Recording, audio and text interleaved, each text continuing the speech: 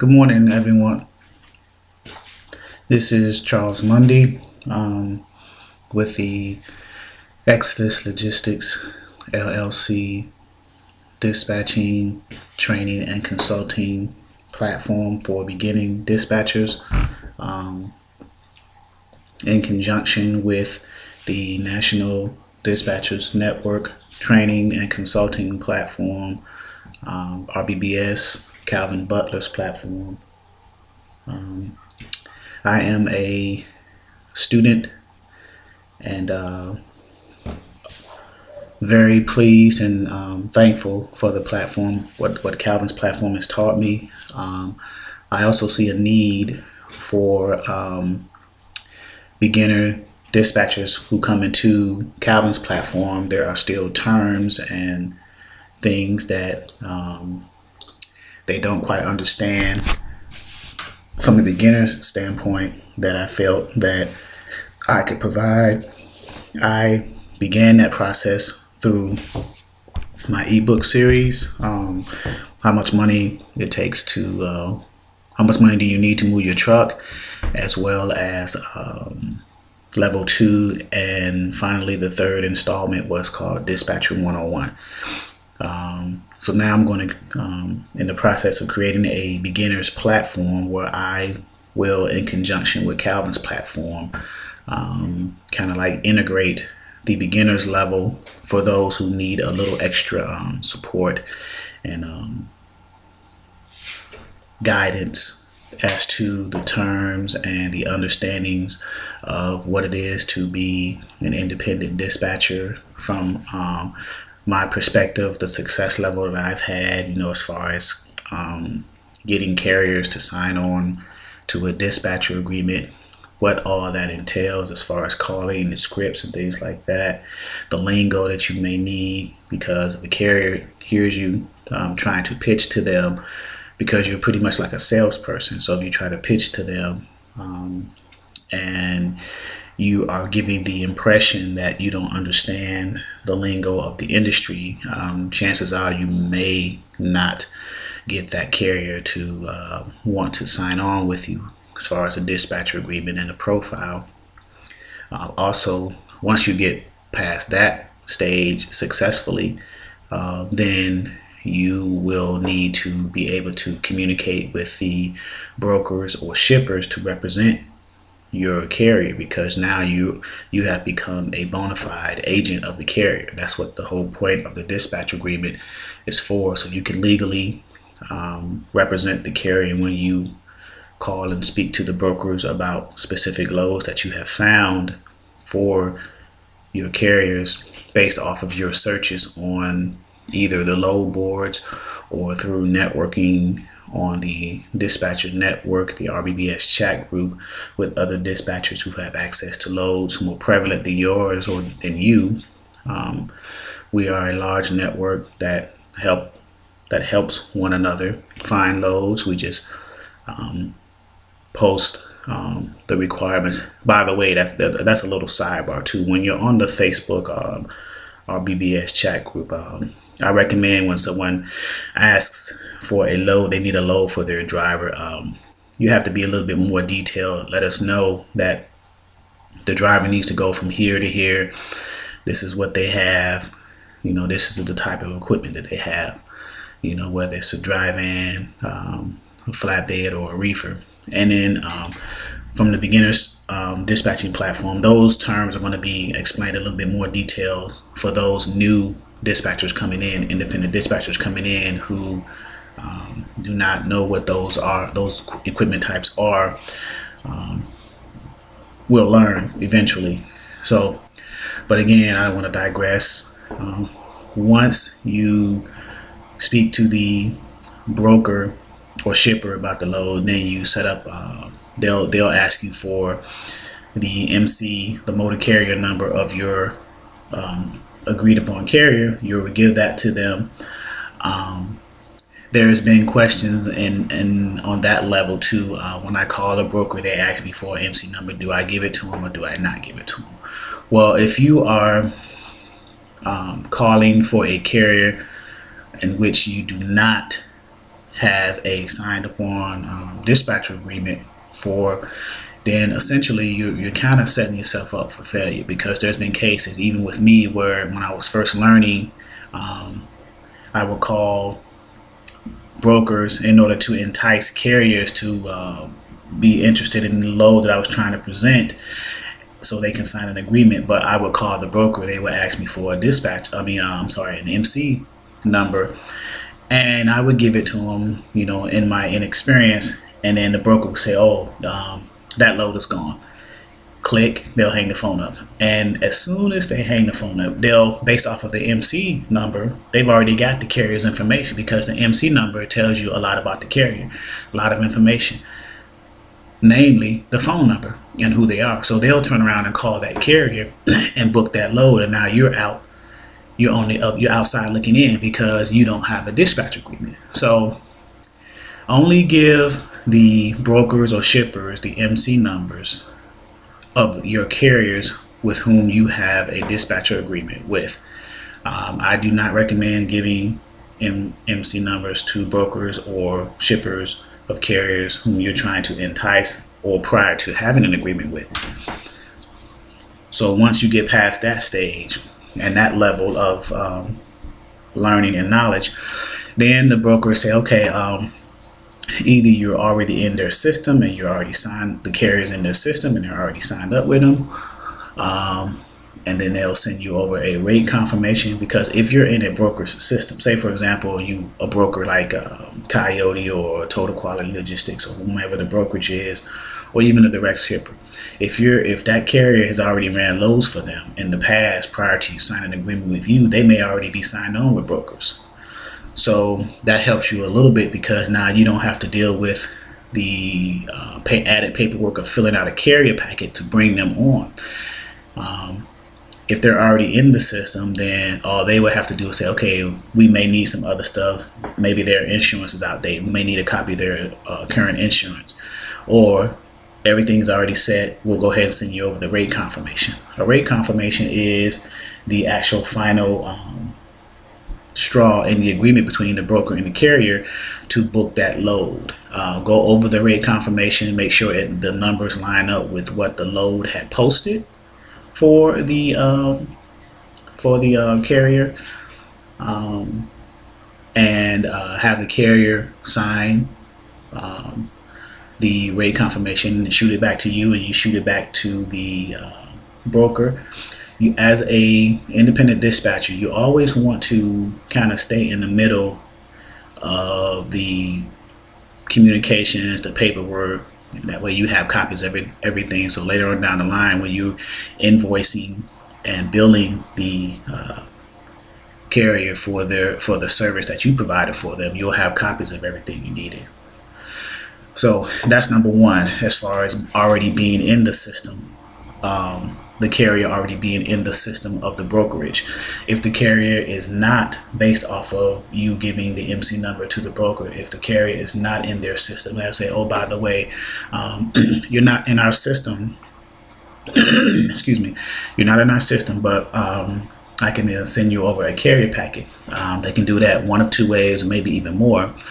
The main two ways is either through an email with the packet, a PDF attached, and you can send that to the carrier and fill it out, or they'll send you a link to a website to go to fill it out too. The RMIS typically is usually a website that they'll go to fill it out, to get in their system. Now, in addition to having the dispatcher agreement and the profile on your side, before you book a load too, there are typically 3 that I know of common forms in addition to having the carrier packet and the rate confirmation. Brokers typically ask for an MC authority letter, a W-9 that shows the federal tax ID number of the carrier, and certificate of insurance. So those are the other 3 common forms that are needed: W-9, MC authority letter, and certificate of insurance. And with the certificate of insurance, typically brokers are going to ask to be listed on the certificate as the insurance holder, or the certificate holder, I should say. And that's an easy process. You pretty much just on the certificate of insurance, it lists the name of the insurance agency, the name of the insurance agent. You either call or email them, say, hey, I got my carrier is about to book this load, or to whom it may concern, I need a certificate of insurance listing the following brokerage as the certificate holder. And then you give the name of the brokerage, the street address, city, state, and zip, and say either fax it or email it back to whatever the fax or email is. And within minutes, you'll receive that. You can forward that to your carrier, also forward it to the broker, or who the carrier can forward to the broker. So when you're booking loads, you're going to hear a common theme with this certificate of insurance. What I do, I also send a generic certificate of insurance while I'm waiting for the certificate, for the insurance agent to send the email or fax the certificate of insurance with listing the brokerage as a certificate holder to the brokerage. The reason I do that is because I send a generic one, because there are some basic information on the generic certificate of insurance that the brokerage can be filling out, putting in their system while they're waiting on the one that they need for their compliance department to bring on the carrier. So once you get past that point and the carrier is now signed on with a particular brokerage, then you can they'll say, okay, well, we're going to send this to the compliance office. Everything checks out. We're going to send over a rate confirmation. That's called. We just call it RATECON for short. RATECON. Rate con, or rate confirmation. It's just confirming the load, the details of the load, where it's picking up, what time it's picking up, the address of the shipper, which is the place that picks it up, and the contact name and number of the person that you are going to speak to, the carrier is going to speak to when they arrive at the pickup location, which is the shipper. It also contains the receiver's information, their name, the name of the receiver facility, the street address, city, state, and zip, a phone number, and a contact person. So when you deliver, the carrier will deliver there, and then that is where they check in. And once the carrier is completed and they're completely offloaded, they'll receive what's called a BOL, a bill of lading, LADING. And this is like a receipt or a proof of delivery that that the carrier needs. So when they bill the broker, they can have proof of delivery. Now let me backtrack a little bit too, because I neglected to mention another form. Sometimes carriers use what's called a factoring company. A factoring company is a company that provides financial support to carriers, who, particularly those carriers who are just starting out and don't have enough monies to remain running initially as they build up their revenue. The factoring companies like Interstate Capital, TBS, Foley's, different names of factoring companies, what they do is they provide for a percentage, depending on the criteria that they use, anywhere between 1% to 5%. They provide the monies up front to the carriers. Once the carriers show proof of delivery, they'll either take a picture of the BOL and upload it to the website of the factoring company, and then the factoring company will deposit monies into their account within 24 to 48 hours, and then minus their percentage, and then the factoring companies will go after the brokerages for the remaining monies of the load. But the carrier is not worried about that, because the carriers are already been paid by their factoring companies. So a lot of carriers use factoring companies. There are two types of factoring processes that are involved with factoring companies. There's recourse, and then there's non-recourse factoring. Non-recourse factoring is the one that I highly recommend, if a carrier decides to use a factoring company, then I recommend to use non-recourse factoring. The reason being is because non-recourse factoring, say for example, a shipper or a broker does not want to pay on time, or is taking forever or past the 30-day period of paying, then the responsibility of going after them falls up on the factoring company, as far as hiring a lawyer, going to court, taking all that time involved with that, and the extra monies to go after the monies that is due to them. Now with recourse factoring, that responsibility or the onus falls upon the carrier. So now they have to waste their time and energy, which they could have used booking another load, running another load. They have to, invest extra monies, hiring a lawyer, going to court, and going after the broker or shipper. So I recommend non-recourse factoring. Now it may cost a little extra, maybe from 1 to 3% or from 3 to 5%, depending on the level of involvement that the factoring company is involved in with that non-recourse factoring. But again, I recommend non-recourse factoring. Let me backtrack again as far as the carrier packet. In the carrier packet, there are, from what I've seen and from my experience, there are 3 levels of payment options that the broker offers.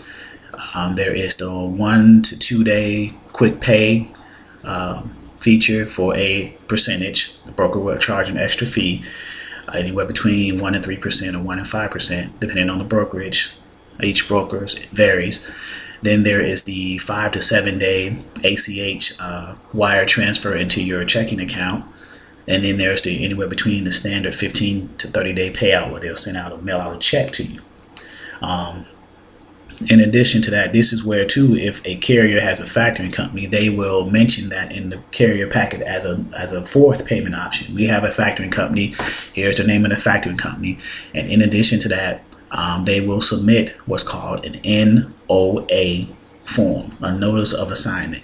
The notice of assignment form is the carrier gets a form from the factoring company. The factoring company is running the credit checks on the brokerages to make sure that the brokerage or shippers are on the up and up and they pay well. So the NOA form is sent to when you turn in your packet to process to be brought on board to the brokerage to possibly book loads for them or run loads for them. The NOA form is sent to the brokerage as well. The brokers and shippers fill that out and return that back to you, and you send it back to your factoring company, and then they run the credit. So they're doing a credit check on the brokerages, while the brokers are doing a credit check on you. The status of you as a carrier or your carrier, the factoring company is doing a credit check on the brokerage. So, and that's another thing too. Over time, you'll probably get into a point also too of running a credit check on brokers and shippers, because they have MC numbers too. They have that you can run credit checks on to make sure that they don't have a bad rating, because why waste your time trying to book a load for a brokerage that you have discovered that is a bad brokerage or that is not known to pay well. So now you're just putting yourself in a stressful situation. So the Exodus dispatching and training consulting platform not only goes over that a little bit more thoroughly and in detail and try to answer more questions. I'm pretty much basing what I have experienced as an independent dispatcher thus far, and then as I grow and learn more, I will pour that knowledge into the platform on a beginner's level, so everyone can begin to be on the same page, same level of understanding from a beginner's level, and establish that solid foundation. So when you start to bring on more carriers and grow your independent dispatching firm, you can have a base understanding of the basics of what it is to be an independent dispatcher. So this is the whole point and the purpose of the Exodus Logistics LLC dispatching, training, and consulting platform. Provide a base understanding of how to get the carriers, how to sign them up for a dispatcher agreement, what all is needed with that, how to book the loads, how to follow through that process. Communication is key. Stay in contact with the brokers as well as the carriers. What is all involved in that, what it means to be a dispatcher. I want to get to the point where I want to break down specifically, again, from a beginner's level, what all it means to be a dispatcher, the business side of it, getting your EIN number, getting a business license. I want to try to break that down, establishing that foundation. And then next will be getting the carriers, the process involved with that, where to search for the carriers, how to get carriers, the different options for that, a little bit more detail from the beginner standpoint. Once you do that, then understanding the terminology as far as the ebook Dispatching 101, break that down, the types of equipments that are generally used to search loads or to get carriers under the dry vans, the 53-foot dry vans, the 53-foot reefers, and the 48 and or 53-foot flatbeds. I do hot shots. I don't recommend it for beginners. Hot shots are a challenge. I do not do straight trucks. I was in the process of being involved in an Amazon fulfillment contract, but that didn't pan out. But that would have been decent. But as in my ebooks, I stress, and it's been true, that the equipment types that move the most freight, and Calvin goes over this as well in his platform, are the 53-foot dry vans, the 53-foot reefers or the refrigerated units, and then the flatbeds, 48 to 53-foot flatbeds. So going over that, and then how to book loads from inception to completion, and then how to invoice and collect monies. And then, as a business owner, there are certain things you're going to learn as you go as far as tax purposes, what you can write off and things like that. But that comes later on down the line. The whole point in the beginning of this platform is to get beginning independent dispatchers started with the basics, from a basic standpoint, and to grow from there as a unit.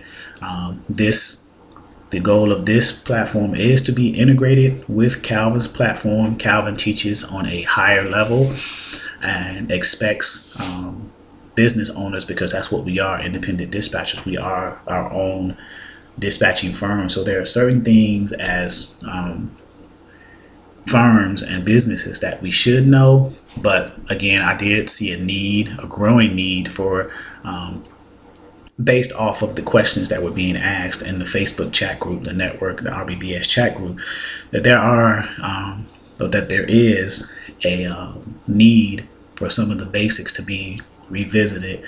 So I decided to put that need into a form of a platform so that it can be understood. I formulated a website where I have a dispatching page where dispatchers or carriers who are interested in becoming or having a dispatcher, they can go to my website and click on the dispatching page. They can download the PDF welcome packet, which explains what Exodus Logistics does, and then they can also download my dispatcher agreement and profile, because I'm no longer in the platform, even though I'm affiliated with the platform. So my percentages are a little bit different for what I charge. And then also on the website, you'll have in addition to the dispatching page, you'll have a training page, a consulting page, an ebook page, contact us, and I'm even starting a blog. The training page contains the forms that are needed, the workflow of dispatching. It talks about the ebook, one of the ebooks, Dispatcher 101. I'm going to more than likely create videos about carrier searches and load boards and things like that. The consulting page link on the website will have 2 different types of consulting packages that I offer. The 30-minute consulting as well as the hour consulting, where I remotely log into your PC and go over things on a one-on-one, more granular and detailed basis. And then the ebook page is where you can order the 3 ebooks, and of course obviously the contact page where you can put your name and information, email, and ask whatever question you have, and I'll reply. So that's pretty much it in a nutshell of what is to come. This is just an introductory format here that I'm offering you this morning, Sunday, October 21st, 8:17 a.m. Eastern Standard Time. Again, this is Charles with formerly of the National Dispatching Network, but also still affiliated with Calvin's platform. And I'm in the process of beginning to establish my own beginners dispatching platform, like Dispatcher 101, I guess you would say, for lack of a better word. Look forward to hearing any feedback, any comments, questions, concerns. More than welcome. Again, you can go to the website, www.exodusdispatchingandtraining.com. That is the website. That's www.exodusdispatchingandtraining.com. You can email me at, there's several emails I use, info@exodusdispatchingandtraining.com, or you can go to exoduslogisticsllc@yahoo.com. And I can be reached by phone at area code 757-515-1684. Again, 757-515-1684. I hope this beginning information has been informative, and everyone enjoy your Sunday.